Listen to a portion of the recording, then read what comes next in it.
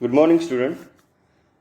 Today we will study about the new topic that is electric field. Now, what is electric field?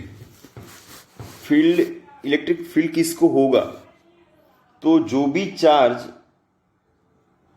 है उसके around एक field produce होता है, उसके around एक सराउंडिंग रीजन में एक फील्ड प्रोड्यूस होता है। तो चार्ज जो होता है वो अपने आसपास एक फील्ड बना लेता है, जैसे कि मैग्नेट होता है तो मैग्नेट के आसपास मैग्नेटिक फील्ड होता है।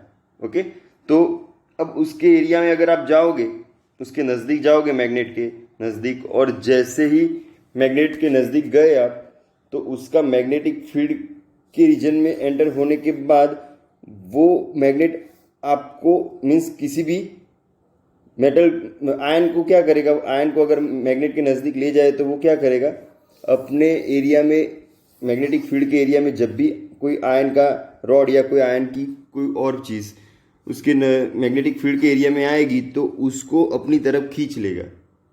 ओके, तो सिमिलरली यहाँ पे इलेक्ट्रिक फील्ड भी है। तो इलेक्ट्रिक फील्ड क्या है कि जो चार्ज होते हैं वो अपने आसपास, चाहे पॉजिटिव चार्ज हो या नेगेटिव चार्ज हो, वो अपने आसपास एक रीजन जैसा बना देते हैं सराउंडिंग रीजन में, जिसमें वो उनके इलेक्ट्रिक, उनका जो फोर्स होता है उनकी इफेक्ट रहती है उतने एरिया में। तो उसके इलेक्ट्रिक चार्ज के इलेक्ट्रिक फील्ड का जो एरिया होता है उस एरिया में अगर हम किसी दूसरे चार्ज को अगर रखें तो वहाँ पे फोर्स हमें फील होगी, उस चार्ज पर क्या लगेगा, फोर्स लगेगा। मान लो कि यहाँ पे ये जो चार्ज है प्लस क्यू, उसको हमने रखा है। अब उसका सराउंडिंग रीजन ये वाला, ये पूरा सराउंडिंग रीजन, तो उसके सराउंडिंग रीजन को हम क्या कहेंगे, उसका इलेक्ट्रिक फील्ड कहेंगे। अब ये इलेक्ट्रिक जो फील्ड है उसमें ये ऐसा ज़रूरी नहीं कि ये इतने एरिया में ही हो, जो मैंने रेड लाइन से यहाँ पे मार्क किया है उतने एरिया में ही इलेक्ट्रिक फील्ड हो, ऐसा ज़रूरी नहीं है। इलेक्ट्रिक फील्ड एक ऐसी प्रॉपर्टी है जो चार्ज के नज़दीक के डिस्टेंस में, नज़दीक के एरिया में ज़्यादा होता है, दूर के एरिया में कम होता है, लेकिन उसकी थोड़ी सी इफेक्ट तो रहती है, माइनर इफेक्ट। तो यहाँ पे जो चार्ज प्लस क्यू है, अब मान लो कि हमने यहाँ पे एक टेस्ट चार्ज रखा, टेस्ट चार्ज जो है वो पॉइंट चार्ज है। अब ये जो टेस्ट चार्ज है वो ऐसा चार्ज है जो हमने प्रैक्टिकली डेमोन्स्ट्रेट किया हुआ चार्ज है। तो टेस्ट चार्ज पर टेस्ट चार्ज अपना कोई फील्ड क्रिएट नहीं करेगा यहाँ पे, क्योंकि वो बहुत ही छोटा है। चार्ज अपना इलेक्ट्रिक फील्ड कब क्रिएट करता है, जब वो ज़्यादा अमाउंट में हो, चार्ज की अमाउंट ज़्यादा हो तब। लेकिन यहाँ पे जो हमने टेस्ट चार्ज जो लिया है यहाँ पे वो बहुत ही छोटा पॉइंट चार्ज है, तो it is very very small. Clear? तो उसका अपना कोई इलेक्ट्रिक फील्ड नहीं होगा। अब जैसे ही हमने इस चार्ज को यहाँ पे रखा, क्यू नॉट चार्ज को किसके पास, प्लस क्यू चार्ज के नज़दीक रखा, तो ये प्लस क्यू है, ये जो चार्ज है सेंटर में जिसका इलेक्ट्रिक फील्ड है वो कौन सा चार्ज है, प्लस क्यू है, और ये जो चार्ज है वो कौन सा है, पॉइंट चार्ज। तो ये भी प्लस है, पॉइंट चार्ज भी कैसा है, टेस्ट चार्ज जो है हमारा टेस्ट चार्ज वो कैसा है, वो भी पॉजिटिव है। अब ये भी पॉजिटिव ये भी पॉजिटिव, तो दोनों के बीच में क्या होगा, रिपल्शन होगा। तो ये जो चार्ज है सेंटर वाला, उसका इलेक्ट्रिक फील्ड जो है वो ये टेस्ट चार्ज पर क्या अप्लाई करेगा, रिपल्सिव फोर्स अप्लाई करेगा। तो ये इस डायरेक्शन में रिपल्सिव फोर्स अप्लाई करेगा, तो ये टेस्ट चार्ज इस तरफ मूव करेगा। तो समझ में आ गया कि इलेक्ट्रिक फील्ड एक रीजन है जहाँ पे हम फोर्स महसूस करते हैं, जहाँ पे कोई भी चार्ज अगर उसके रीजन में आ जाए तो वो फोर्स महसूस करता है। अब यहाँ पे जब चार्ज पॉजिटिव हो, सेंटर में कौन सा चार्ज हो, यहाँ पे पॉजिटिव चार्ज, यहाँ पे सेंटर में अगर पॉजिटिव चार्ज है तो उसका इलेक्ट्रिक फील्ड कैसा होगा, रेडियली होगा। रेडियल मीन्स पूरे ऐसे सर्कल में होगा, जैसे टायर होता है बाइसिकल का या किसी और चीज़ का, वैसे ऐसे रेडियली होगा। तो सारे दिशा में सारी डायरेक्शन में इक्वल इलेक्ट्रिक फील्ड होगा, और वो प्लस चार्ज जो है सेंटर में उसका इलेक्ट्रिक फील्ड कैसा होगा, रेडियली आउटवर्ड। तो यहाँ पे एरो देखो, आप देख सकते हो यहाँ पे एरो सारे बाहर की तरफ ही है और सर्कुलर फॉर्म में है, तो ये रेडियली आउटवर्ड डायरेक्शन में इलेक्ट्रिक फील्ड होगा। Okay, now every charge create electric field in the space around itself. हर एक चार्ज उसके अराउंड इलेक्ट्रिक फील्ड क्रिएट करता है उसके आसपास की स्पेस में, और जो रेडियली आउटवर्ड होता है। रेडियली आउटवर्ड कब होगा, जब सेंटर में या जब चार्ज प्लस क्यू होगा, प्लस पॉजिटिव चार्ज, तो रेडियली आउटवर्ड होगा। और जब नेगेटिव होगा, जब नेगेटिव वैल्यू होगी चार्ज की, तो वो उसका जो इलेक्ट्रिक फील्ड है वो कैसा होगा, वो रेडियली इनवर्ड होगा। कैसा होगा, रेडियली इनवर्ड होगा। तो यहाँ पे आपको समझ में आ गया होगा कि positive charge radially outward electric field, negative charge radially inward electric field. So yeah, now you can see here the charge is negative. So उसका इलेक्ट्रिक फील्ड कैसा है, सराउंडिंग रीजन में ही है रेडियली, लेकिन कैसा है, इनवर्ड डायरेक्शन में, अंदर की तरफ डायरेक्शन है। ओके, और टेस्ट चार्ज जो हम लेंगे यहाँ पे, हम यहाँ पे जो टेस्ट चार्ज लेंगे वो ऑलवेज पॉजिटिव लेंगे। Test charge will be always positive. Now this one is negative, this one is positive, so उनके बीच में क्या होगा, अट्रैक्शन होगा। तो ये जो माइनस क्यू चार्ज है वो टेस्ट चार्ज को क्या करेगा, अपनी तरफ खींचेगा, रिपल नहीं करेगा, वो उसको अट्रैक्ट करेगा। तो समझ में आ गया होगा कि हमने कूलम्स लॉ में क्या पढ़ा था कि एक चार्ज दूसरे चार्ज पर फोर्स अप्लाई करता है। तो फोर्स की डायरेक्शन कौन सी होती है, तो फोर्स की डायरेक्शन, मान लो कि यहाँ पे एक चार्ज है, यहाँ पे दूसरा चार्ज है, ये चार्ज है Q1, ये Q2 चार्ज है। अब यहाँ पे जो Q1 है वो Q2 पे, ये दोनों क्या होने चाहिए, पॉइंट चार्ज होने चाहिए। तो यहाँ पे Q1 Q2 पर फोर्स अप्लाई करेगा, और वो फोर्स की डायरेक्शन कौन सी होगी, it is on the direction which is line joining between this two. जो लाइन इन दोनों को ज्वाइन करेगी उसी डायरेक्शन में फोर्स होगा। क्लियर। अब यहाँ पे ऐसा ज़रूरी तो नहीं है कि ये चार्ज यहाँ यहीं पे हो। मान लो कि दूसरा चार्ज कोई यहाँ पे है, तीसरा चार्ज कोई यहाँ पे है, चौथा यहाँ पे है। तो ऐसे सारे मान लो कि चार्ज क्यू है, तो ये कौन सा चार्ज हुआ, ये वाला चार्ज हुआ सेंटर वाला चार्ज। तो ये इसको इस डायरेक्शन में फोर्स अप्लाई करेगा, ये इसको इस डायरेक्शन में फोर्स अप्लाई करेगा, ये इसको इस डायरेक्शन में फोर्स अप्लाई करेगा। तो ओवरऑल क्या हुआ, रेडियल डायरेक्शन में इलेक्ट्रिक फील्ड डेवलप हुआ। फिर से समझते हैं इस चीज़ को कि मान लो कि सेंटर में एक चार्ज है Q जो पॉजिटिव है। अब हम क्या करते थे कूलम्स लॉ में, हम कोई एक ही चार्ज लेते थे और उसके ऊपर मान लो कि ये नेगेटिव लेते हैं या पॉजिटिव लेते हैं। अभी टेस्ट चार्ज है तो टेस्ट चार्ज ऑलवेज कैसा होगा, पॉजिटिव होगा। तो टेस्ट चार्ज को हम पॉजिटिव कंसीडर करेंगे। तो कूलम्स लॉ में हम इस एक ही चार्ज को लेते थे, तो फोर्स की डायरेक्शन कौन सी होती थी, it is on the line joining this two charge.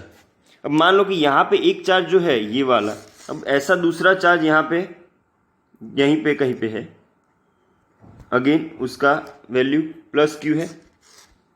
यहीं पे तीसरा चार्ज है, मान लो कि यहाँ पे प्लस क्यू चार्ज और तीसरा है, यहाँ यहीं पे चौथा चार्ज है कोई प्लस क्यू, यहाँ पे कोई पांचवा चार्ज है प्लस क्यू। तो ये चार्ज पर, इस चार्ज पर कौन सी डायरेक्शन में फोर्स लगेगा, it is on the same line joining between this two charge. यहाँ पे इस डायरेक्शन में, यहाँ पे इस डायरेक्शन में, यहाँ पे इस डायरेक्शन में। तो होगा क्या, ये पूरे चार्ज जो है सारे उनको ज्वाइन कर दो, तो ये उनके ये जो सेंटर वाला चार्ज है उसके इलेक्ट्रिक फील्ड के रीजन में है। तो ये सर्कुलर फॉर्म में जो मैंने ड्रॉ किया वो क्या है, उसका इलेक्ट्रिक फील्ड है। तो समझ में आ गया इलेक्ट्रिक फील्ड क्या होता है। अब ऐसे ही नेगेटिव चार्ज होता तो रेडियली इनवर्ड इलेक्ट्रिक फील्ड होता।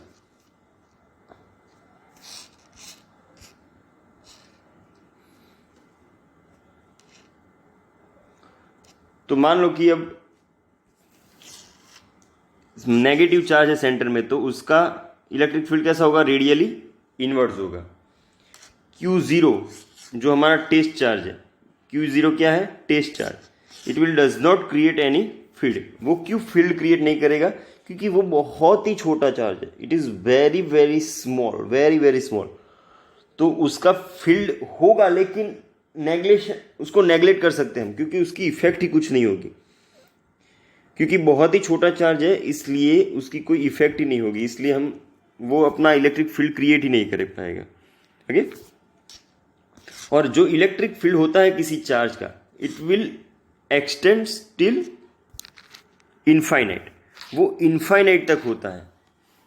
मान लो कि जैसे जैसे हम दूर जाते हैं चार्ज से, वैसे वैसे उसके इलेक्ट्रिक फील्ड की इंटेंसिटी कम होती जाती है, लेकिन कम होते होते वो ज़ीरो नहीं रहता है, वो कुछ ना कुछ इफेक्ट तो उसकी रहती ही है। जैसे जैसे डिस्टेंस इंक्रीज होता जाए तो इलेक्ट्रिक फील्ड की कुछ ना कुछ इफेक्ट तो होती है।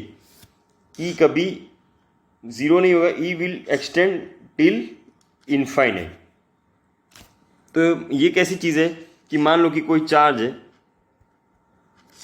वो अपने आसपास इलेक्ट्रिक फील्ड के फॉर्म में ऐसे वेव क्रिएट कर रहा है, ये उसका इलेक्ट्रिक फील्ड है।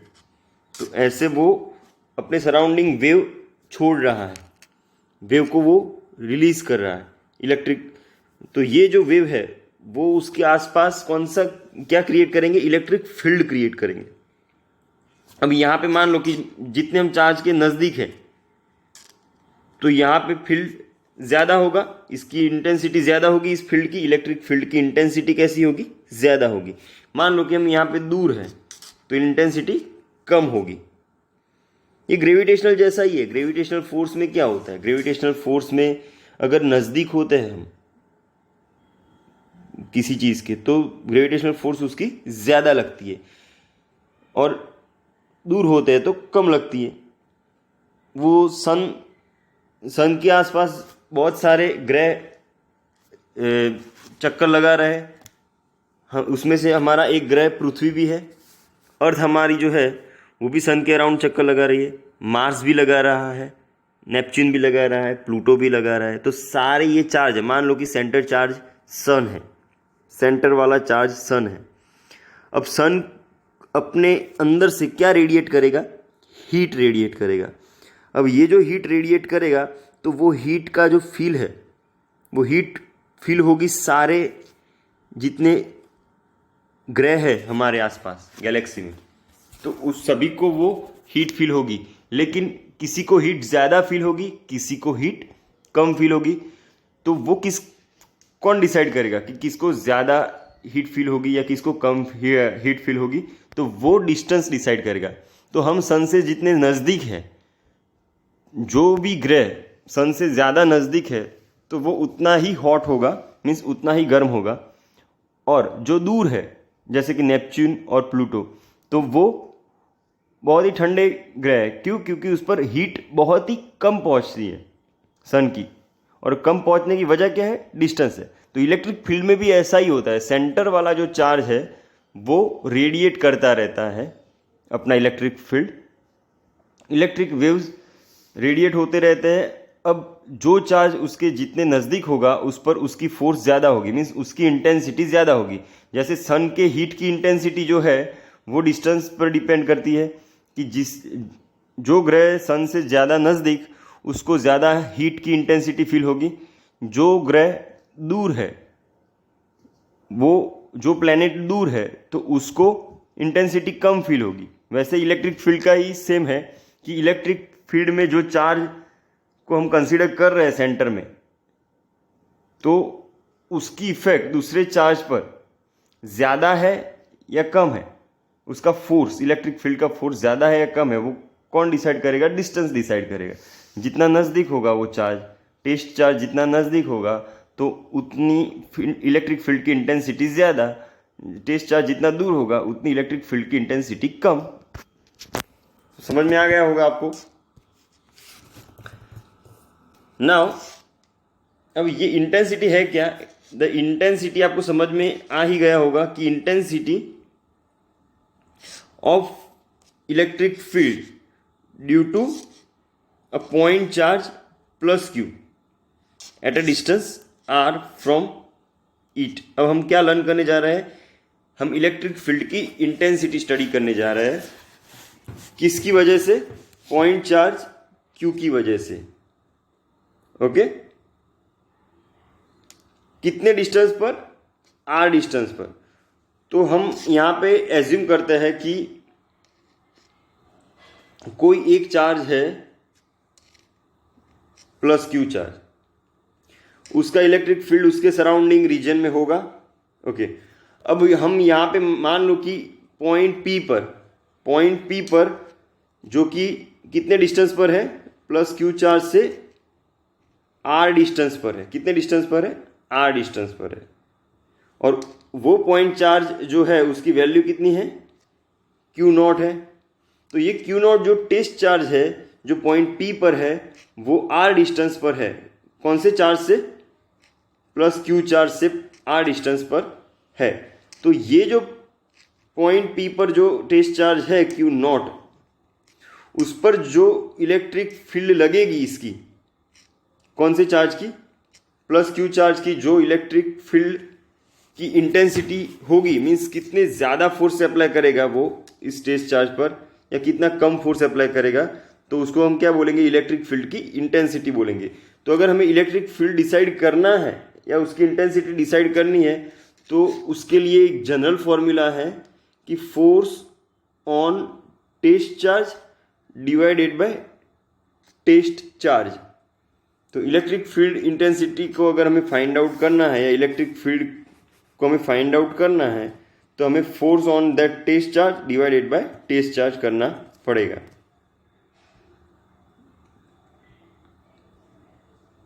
तो अब हम यहाँ पे कैलकुलेट कर रहे हैं इलेक्ट्रिक फील्ड की intensity at point P. Okay, तो क्या बोला हमने इलेक्ट्रिक फील्ड इंटेंसिटी के लिए? डेफिनेशन क्या थी? Force on test charge. अब फोर्स कौन से रूल के अकॉर्डिंगली डिसाइड होगा? आप पढ़ चुके हो यहाँ पे। फोर्स कौन से रूल के अकॉर्डिंगली डिसाइड होगा? कूलम्स लॉ के अकॉर्डिंगली, क्योंकि यहाँ पे एक चार्ज है प्लस क्यू और टेस्ट चार्ज जो है, ये टेस्ट चार्ज है यहाँ पे, वो कौन सा है? क्यू नॉट है। और वो कितने डिस्टेंस पर है? आर डिस्टेंस पर। तो ये charge plus Q not charge पर जो फोर्स अप्लाई करेगा वो इस डायरेक्शन में फोर्स अप्लाई करेगा, रिपल्सिव या एट्रैक्टिव। तो वो फोर्स जो है वो कूलम्स लॉ के अकॉर्डिंगली कितनी होगी? तो वो कूलम्स लॉ के अकॉर्डिंगली होगी के Q zero divided by R square, क्योंकि यहाँ पे दो चार्ज कौन से हैं? यहाँ पे जो दो चार्ज है वो कौन से हैं? एक है प्लस क्यू, एक है क्यू नॉट। ये प्लस क्यू है और ये क्यू नॉट है और उनके बीच का डिस्टेंस आर है। तो ये कूलम्स लॉ के अकॉर्डिंगली के Q not divided by R square divided by, rule क्या था? General formula, force on test charge divided by test charge. Test charge हमारा कौन सा है? Q not. तो यहाँ पे डिवीजन में क्या आएगा? Test charge. अब क्यू नॉट कट हो जाएगा तो बचेगा क्या? के क्यू बाय आर स्क्वायर। तो ये हमारे इलेक्ट्रिक फील्ड का इक्वेशन आ गया। कौन से इलेक्ट्रिक फील्ड का? Electric field at point P. Electric field at point P which is at distance R from a point charge plus Q. यहां पे जो हम ये कैलकुलेट कर रहे हैं वो क्या कैलकुलेट कर रहे हैं? Electric field at point P which is at distance R from a point charge plus Q. समझ में आ रहा है? तो उसका इक्वेशन क्या है? के क्यू बाय आर स्क्वायर। अब यहाँ पे आपको समझ में आ गया होगा कि जो इलेक्ट्रिक फील्ड है वो डिस्टेंस के स्क्वायर के इन्वर्सली प्रोपोर्शनल है। मीन्स ये कूलम्ब लॉ के जैसा ही हुआ। कूलम्ब लॉ में भी जो फोर्स था चार्ज का वो भी डिस्टेंस के स्क्वायर के इन्वर्सली प्रोपोर्शनल ही था। यहाँ पे इलेक्ट्रिक फील्ड इंटेंसिटी जो है वो भी डिस्टेंस के स्क्वायर के इन्वर्सली प्रोपोर्शनल है। दैट मीन्स जैसे जैसे हम चार्ज से दूर जाएंगे वैसे वैसे उसका इलेक्ट्रिक फील्ड की जो इफेक्ट है उसको क्या कहेंगे हम, इलेक्ट्रिक फील्ड की इफेक्ट को इलेक्ट्रिक फील्ड इंटेंसिटी, वो कम होती जाएगी। तो डिस्टेंस ज़्यादा इलेक्ट्रिक फील्ड इंटेंसिटी कम, डिस्टेंस कम इलेक्ट्रिक फील्ड इंटेंसिटी ज़्यादा। तो हमारे पास अगर ये इक्वेशन आ गया है इलेक्ट्रिक फील्ड इंटेंसिटी का KQ/R², तो इसको इलेक्ट्रिक फील्ड बोलो या इलेक्ट्रिक फील्ड इंटेंसिटी या डिस्टेंस R बोलो, दोनों एक ही चीज़ है। तो यहाँ पे अगर हम ग्राफ ड्रॉ करें इलेक्ट्रिक फील्ड का और डिस्टेंस का तो कुछ कुछ ऐसा ग्राफ मिलेगा हमें। So E is inversely proportional to 1/R²। यहाँ पे ग्राफ कैसा मिलेगा हमें, कुछ ऐसा ग्राफ मिलेगा। E is inversely proportional to 1/R²। ये जीरो नहीं होगा, ये देखो जीरो नहीं हो रहा है, ये यहाँ पे इस लाइन को टच नहीं कर रहा है, ये आगे आगे इन्फिनिटी तक जाते जाते वो जीरो नहीं होगा, कुछ तो उसकी इफेक्ट होगी। तो यहाँ पे हम देख सकते हैं कि एज आर जैसे जैसे डिस्टेंस बढ़ता जाएगा इंक्रीज होता जाएगा, as R tends to infinity, अगर आर बढ़ते बढ़ते इनफाइनाइट हो रहा है, ज़्यादा हो रहा है, तो electric field will tends to zero, zero की तरफ जाएगा, लेकिन ज़ीरो नहीं होगा, ज़ीरो होने का ट्राई करेगा। मीन्स जो इलेक्ट्रिक फील्ड की वैल्यू बहुत ही कम होती जाएगी, बहुत ही कम पॉइंट में हो सकती है, बहुत ही कम हो सकता है, लेकिन वो ज़ीरो नहीं होगा, कुछ ना कुछ तो उसकी इफेक्ट होगी। It will tends to zero but it will not be zero, it is not equal to zero, it is a sign that it will tends to zero. So zero की तरफ वो बढ़ता जाएगा लेकिन ज़ीरो नहीं होगा। It is E is equal to zero नहीं है, यहाँ पे ई टेंड्स टू ज़ीरो है। क्लियर?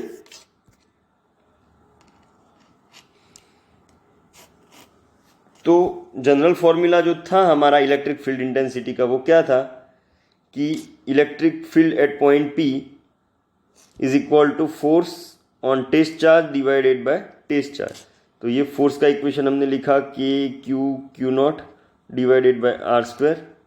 नीचे ये वाला टेस्ट चार्ज था Q0 कट हो गए तो KQ/R² बचा, वो हमने आगे देख लिया। तो ये इक्वेशन है हमारा इलेक्ट्रिक फील्ड इंटेंसिटी का।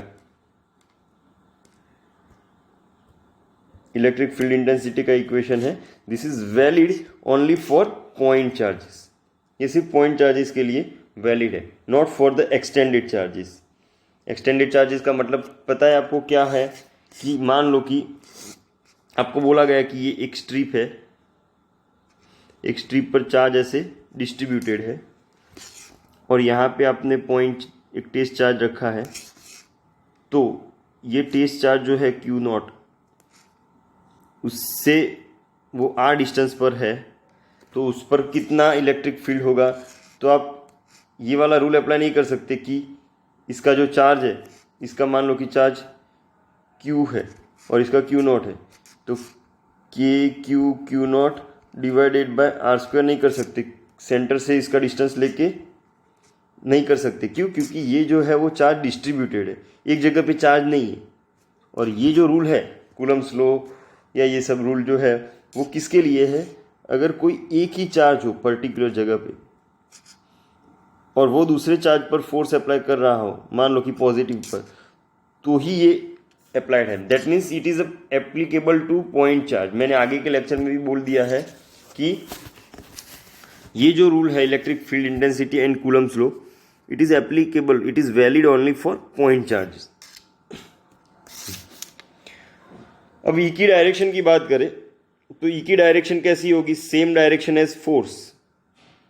अब सीधी सी बात है, मैंने आपको आगे भी समझा दिया कि मान लो कि सेंटर में कोई चार्ज है +Q, उसके आसपास यहाँ पे Q1 चार्ज है, यहाँ पे Q2 चार्ज है, यहाँ पे Q3 चार्ज है, यहाँ पे Q4 चार्ज है, यहाँ पे Q5 चार्ज है। तो ये जो चार्ज है ये इस पर इस डायरेक्शन में फोर्स अप्लाई करेगा।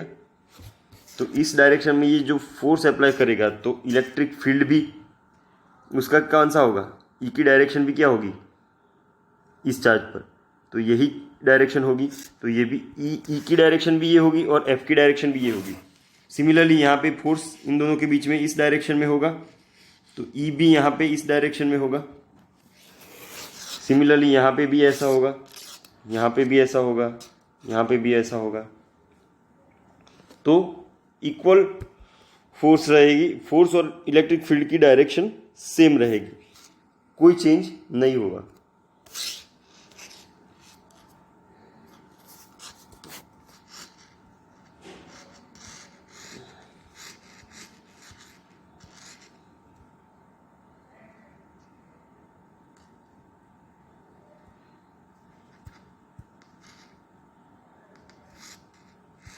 सो E has a same direction as F, वो तो हमने देख लिया।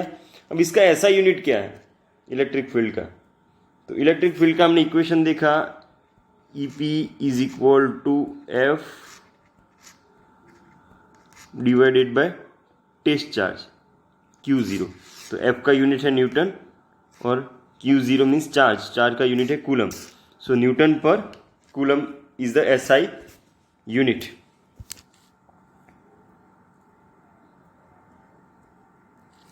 अब हम ये तो डिसाइड कर सकते हैं कि कोई पर्टिकुलर पॉइंट जो r डिस्टेंस पर है चार्ज Q से, तो उसका तो इलेक्ट्रिक फील्ड हम डिसाइड कर सकते हैं। लेकिन जैसे जैसे ये r डिक्रीज होता जाएगा वैसे वैसे ये पॉइंट चार्ज जो है वो इस तरफ नज़दीक होता जाएगा। नज़दीक जाते जाते जाते r की वैल्यू अगर मान लो कि ज़ीरो हो जाती है, r की वैल्यू ज़ीरो हो जाती है, तो फिर हम कहाँ पे आ जाएंगे, अल्टीमेटली हम वो ही चार्ज पर आ जाएंगे। If r is zero then हम कहाँ पे आ जाएंगे, उस चार्ज पर ही आ जाएंगे। तो electric field due to its charge at its own location, उसके खुद के लोकेशन पर इलेक्ट्रिक फील्ड हम डिफाइन नहीं कर सकते, क्योंकि इलेक्ट्रिक फील्ड की डेफिनेशन हमें ये कहती है F बाय Q0। ये तो हमने इक्वेशन देखा इलेक्ट्रिक फील्ड इंटेंसिटी का। लेकिन दूसरा इक्वेशन हमने क्या देखा कि E is equal to KQ by R²। हमने ये इक्वेशन देखा इलेक्ट्रिक फील्ड का और डिस्टेंस का डायरेक्ट रिलेशन, इनवर्स रिलेशनशिप है। तो जैसे ही R की वैल्यू ज़ीरो हो जाती है तो ये 1/0 हो जाएगा, डिनोमिनेटर में ज़ीरो हो जाएगा, तो ये क्या हो जाएगा, अनडिफाइंड हो जाएगा। तो लोकेशन अपने खुद के लोकेशन पर इलेक्ट्रिक फील्ड को हम डिसाइड नहीं कर सकते। जहाँ पे चार्ज है उस लोकेशन पर हम इलेक्ट्रिक फील्ड को डिसाइड नहीं कर सकते, उसके सराउंडिंग रीजन में इलेक्ट्रिक फील्ड होता है। तो समझ में आ गया होगा आपको यहाँ तक। अब वेक्टर फॉर्म देखते हैं हम। तो वेक्टर फॉर्म नॉर्मल जैसे हमने आगे देखा है वैसे ही है कि ये प्लस Q चार्ज है, पॉइंट P पर जो हमने टेस्ट चार्ज रखा है वो भी पॉजिटिव है, तो वो कितने डिस्टेंस पर है, R डिस्टेंस पर है। तो उस पर फोर्स जो लगेगी वो इस डायरेक्शन में लगेगी फोर्स, और वो जो इलेक्ट्रिक फील्ड रहेगा वो इलेक्ट्रिक फील्ड भी इस डायरेक्शन में रहेगा, और उसकी वैल्यू क्या होगी, E is equal to KQ by R² होगी, वो हमें पता है। अब हम वेक्टर फॉर्म में अगर किसी भी फील्ड को लिखते हैं, इलेक्ट्रिक फील्ड को हम वेक्टर फॉर्म में लिखते हैं तो कैसे लिखेंगे, तो यहाँ पे जो E है वो ऐसे वेक्टर फॉर्म में लिखेंगे तो उसका मैग्नीट्यूड है KQ बाय R², और वेक्टर के फॉर्म में लिखना है तो R मीन्स उस डायरेक्शन में यूनिट वेक्टर से रिप्रेजेंट कर सकते हैं। तो इस डिस्टेंस R है और इलेक्ट्रिक फील्ड भी इस डायरेक्शन में है, तो R का इस डायरेक्शन में यूनिट वेक्टर कौन सा हुआ, R हुआ। तो हमने वो यहाँ पे लिख लिया है यहाँ पे आर कैप, अब आर कैप यूनिट वेक्टर है तो आर कैप जो है उसकी वैल्यू हम क्या लिख सकते हैं, vector R divided by magnitude of R. तो vector R divided by magnitude of R. अब ये जो आर है उसको हम क्या लिख सकते हैं, आर स्क्वायर है, उसको मॉड आर स्क्वायर भी लिख सकते हैं, वो दोनों एक ही चीज़ है। या आर स्क्वायर लिखो या तो मॉड आर का स्क्वायर लिखो, दोनों एक ही चीज़ है। और यूनिट वेक्टर को हम रिप्रेजेंट कैसे कर सकते हैं, R vector divided by mod R. तो अब ये क्या हुआ, यहाँ पे जो वैल्यू हुई वो R square, mod R square और मॉड आर, तो मल्टीप्लाई होके क्या होगा, मॉड आर का क्यूब हो जाएगा। मॉड आर का क्या हो जाएगा, क्यूब हो जाएगा। तो अभी हमारा इक्वेशन क्या आया, वेक्टर फॉर्म में। वेक्टर फॉर्म में जो हमारा इक्वेशन आया वो इलेक्ट्रिक फील्ड का, वो ये आया कि K Q by R, mod R का cube into R vector. Okay, now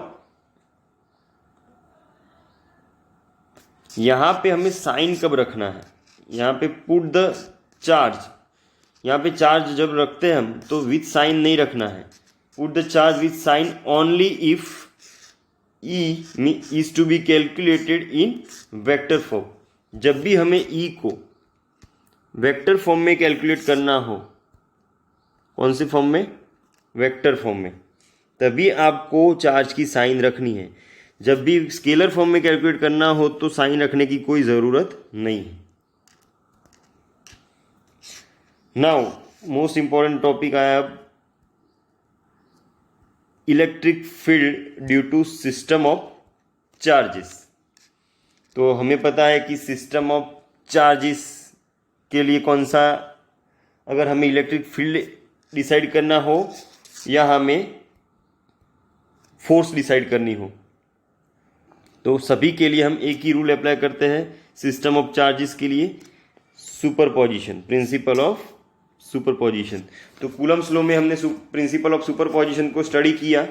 वहाँ पे क्या था प्रिंसिपल ऑफ सुपरपोजिशन, तो वहाँ पे प्रिंसिपल ऑफ सुपरपोजिशन ये कहता था कि मान लो कि कोई चार्ज है सेंटर में प्लस क्यू, और यहाँ पे सराउंडिंग में डिफरेंट चार्जेस है Q1 Q2, ऐसे मान लो कि 3 चार्जेस है Q1 Q2 Q3। अब हमें Q1 पर जो नेट फोर्स लग रही है वो हमें डिसाइड करनी थी। तो हम क्या करते थे कि Q1 पर नेट फोर्स लगेगी वो 2 चार्जेस की वजह से लगेगी, Q2 और Q3 की वजह से। तो Q2 की वजह से जो नेट फोर्स लग रही थी वो इस डायरेक्शन में लग रही थी, और Q3 की वजह से जो फोर्स लग रही थी वो भी इस डायरेक्शन में लग रही थी। तो नेट फोर्स हम जब कैलकुलेट करते थे, net force F net calculate करते थे, तब हम क्या करते थे कि फोर्स ऑन 1 ड्यू टू 2 और फोर्स ऑन 1 ड्यू टू 3, ऐसे सभी फोर्स का हम क्या करते थे, एल्जेब्रिक सम करते थे। और उसी रूल को हमने क्या बोला था, सुपरपोजिशन। तो यहाँ पे भी सेम होगा। यहाँ पे भी क्या है कि एक चार्ज है, यहाँ पे भी एक चार्ज है सेंटर में, मान लो कि प्लस Q चार्ज है, दूसरा चार्ज यहाँ पे है, तीसरा चार्ज यहाँ पे है, ये Q1 है, ये Q2 है। तो इसका इलेक्ट्रिक फील्ड इस डायरेक्शन में होगा। ओके, तो Q1 पर इसका इलेक्ट्रिक फील्ड इस डायरेक्शन में लगेगा, इस चार्ज का इलेक्ट्रिक फील्ड इस डायरेक्शन में लगेगा। ये जो है उसको हम मान लो कि नंबर 1 चार्ज बोल देते हैं, इसको हम 2 बोल देते हैं, इसको Q1 बोल देते हैं, इसको Q2 बोल देते हैं, इसको Q3 बोल देते हैं, और इसको नंबर 3 बोल देते हैं। तो इसका जो इलेक्ट्रिक फील्ड होगा Q2 पर Q1 का जो इलेक्ट्रिक फील्ड होगा उसको हम क्या नाम दे देंगे, E1। Q3 का जो इलेक्ट्रिक फील्ड Q2 पर लगेगा उसको नाम दे देंगे E2। तो नेट इलेक्ट्रिक फील्ड कितना होगा, नेट इलेक्ट्रिक फील्ड जो होगा वो सुपरपोजिशन के अकॉर्डिंगली E1 प्लस E2 होगा। Means algebraic sum of electric field. तो कूलम के लिए जैसा ही है, सुपरपोजिशन रूल है जो सिस्टम ऑफ चार्जेस के लिए अप्लाई होता है। किसके लिए अप्लाई होता है? सिस्टम ऑफ चार्जेस के लिए।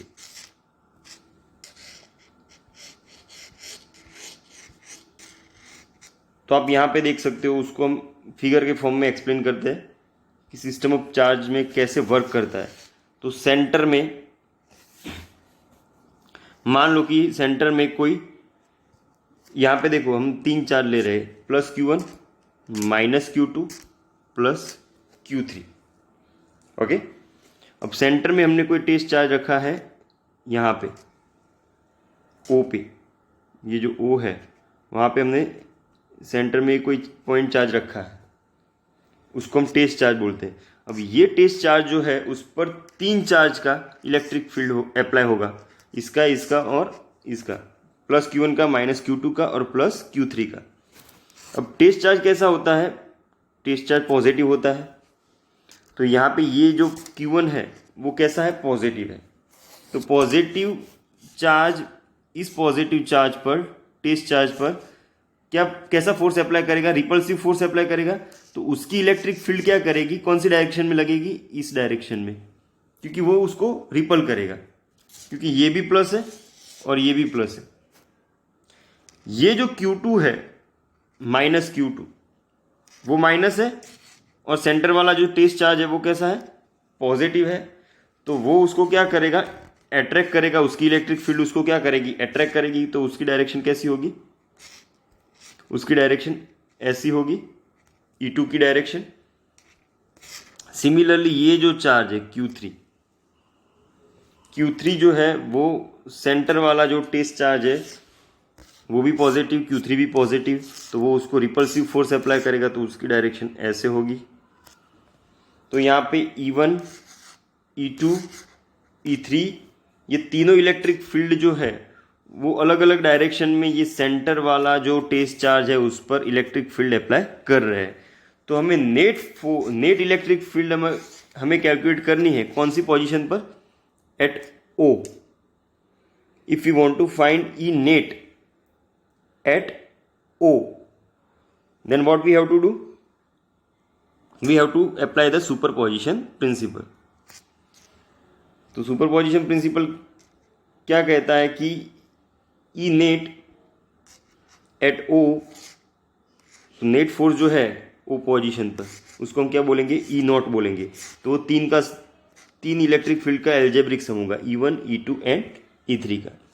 तो ये सुपरपोजिशन प्रिंसिपल था जो हमने स्टडी किया था।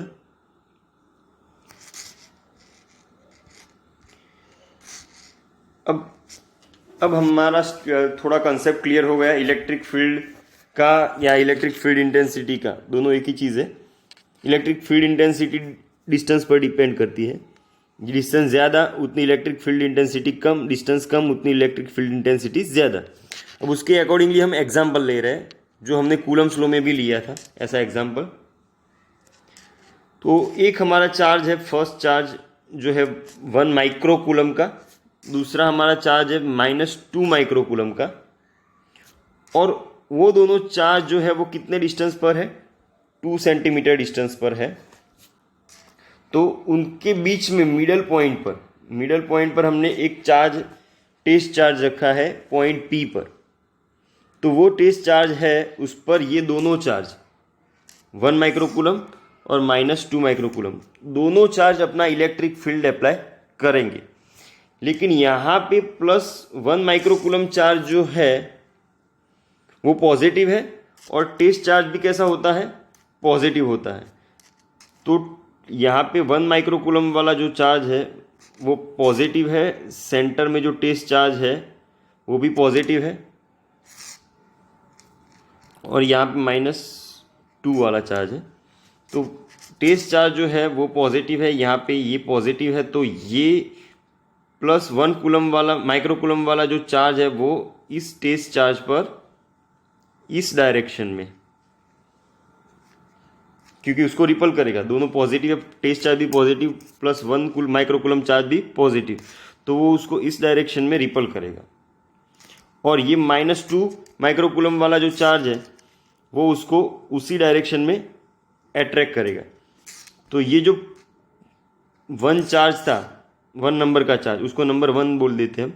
तो 1 नंबर का जो चार्ज था +1 माइक्रोकूलम, उसने जो इलेक्ट्रिक फील्ड अप्लाई किया उसका नाम है E1, जो इस डायरेक्शन में होगा। और ये -2 माइक्रोकूलम वाला जो चार्ज है उसने अपनी तरफ खींचा टेस्ट चार्ज को, तो उसका जो चार्ज इलेक्ट्रिक फील्ड है वो भी इस डायरेक्शन में होगा, उसको नाम दे देते हैं E2। समझ में आ गया होगा आपको। टेस्ट चार्ज बीच में है, यहाँ पे -2 माइक्रोकूलम, यहाँ पे +1 माइक्रोकूलम। टेस्ट चार्ज जो है वो मान लो कि पॉजिटिव Q है। अब यहाँ पे ये जो चार्ज अप्लाई कर रहा है +1 चार्ज, वो इस टेस्ट चार्ज को क्या करेगा, रिपल करेगा। उसका इलेक्ट्रिक फील्ड क्या करेगा, उसको रिपल करेगा। तो ये हुआ इस चार्ज का इलेक्ट्रिक फील्ड, उसको हम नाम दे देते हैं E1। और ये -2 वाला जो चार्ज है वो टेस्ट चार्ज जो पॉजिटिव है उसको क्या करेगा, अपनी तरफ अट्रैक्ट करेगा। तो उसका फील्ड इस डायरेक्शन में होगा, सेम डायरेक्शन में, तो उसको नाम दे देते हैं हम E2। तो अब यहाँ पे जो नेट चार्ज लगेगा, जो टेस्ट चार्ज है पॉइंट वाला, जो पॉइंट P पर है, यहाँ पे पॉइंट P पर जो टेस्ट चार्ज है वो मिडल में है, टेस्ट चार्ज मिडल में है, इसलिए ये डिस्टेंस कितना होगा 1 सेंटीमीटर, ये भी 1 सेंटीमीटर, और टोटल डिस्टेंस कितना था 2 सेंटीमीटर।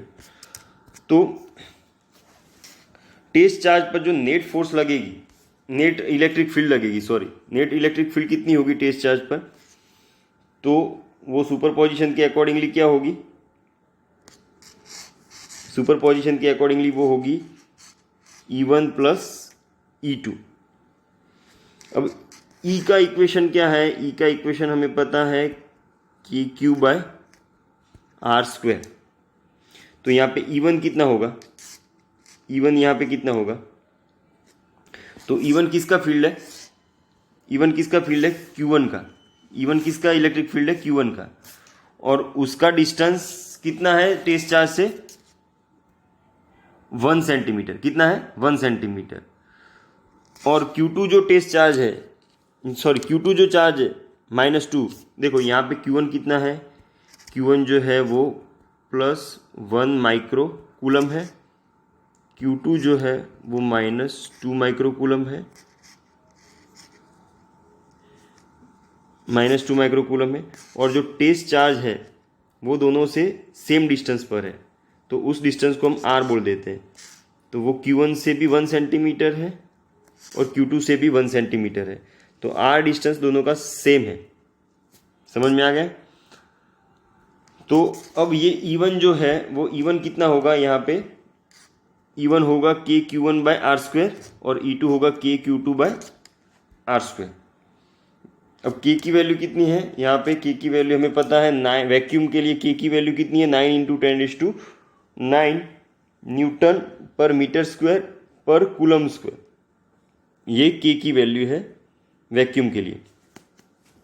अब यहाँ से K/r² को कॉमन ले लेंगे हम, तो K/r² को कॉमन लेते ही यहाँ पे ब्रैकेट में क्या बचेगा, ब्रैकेट में हमारे पास बचेगा Q1 + Q2। K की वैल्यू यहाँ पे रखो 9 × 10⁹ R जो कितना है, R हमारा कितना है 1 सेंटीमीटर है, इसलिए उसको मीटर में कन्वर्ट करें तो -10⁻³ मीटर। तो R की जगह 10⁻³ रखा, उसका स्क्वायर। फिर Q1 कितना है 1 माइक्रोकूलम। 1 माइक्रोकूलम का मतलब कितना होता है 1 × 10⁻6 कूलम। तो उसको कूलम में कन्वर्ट कर दिया, सारे MKS यूनिट में SI यूनिट में कन्वर्ट कर दिया, तो ये कितना हुआ 10⁻6 कूलम। दूसरा कौन सा चार्ज है, दूसरा चार्ज जो है वो कौन सा है Q2 -2 माइक्रोकूलम। तो -2 माइक्रोकूलम का मतलब क्या है, वो -2 × 10⁻6। लेकिन यहाँ पे मैंने क्या बोला था कि यहाँ पे वेक्टर फॉर्म में हमें कैलकुलेट नहीं करना है, तो इसलिए हम साइन नहीं लेंगे। -2 है या +1 है, वो साइन हम यहाँ पे नहीं लेंगे। साइन हम तभी कंसीडर करेंगे जब वेक्टर फॉर्म में कैलकुलेट करना हो। तो हमारा कौन सा चार्ज है दूसरा, 2 माइक्रोकूलम। और इसमें से क्या कॉमन निकलेगा, 10⁻⁻6 कॉमन निकलेगा। नीचे क्या होगा, 10⁻³ उसका स्क्वायर, तो 10⁻6, 10⁻6, 10⁻6 कट, तो ब्रैकेट में क्या बचा, यहाँ से 10⁻6 निकल गया तो वहाँ पे बचा 1, और यहाँ पे 10⁻6 निकल गया तो बचा 2। तो 2 + 1 होगा 3, 3 × 9, 3 × ये 9 मल्टीप्लाई होंगे तो क्या होगा 27।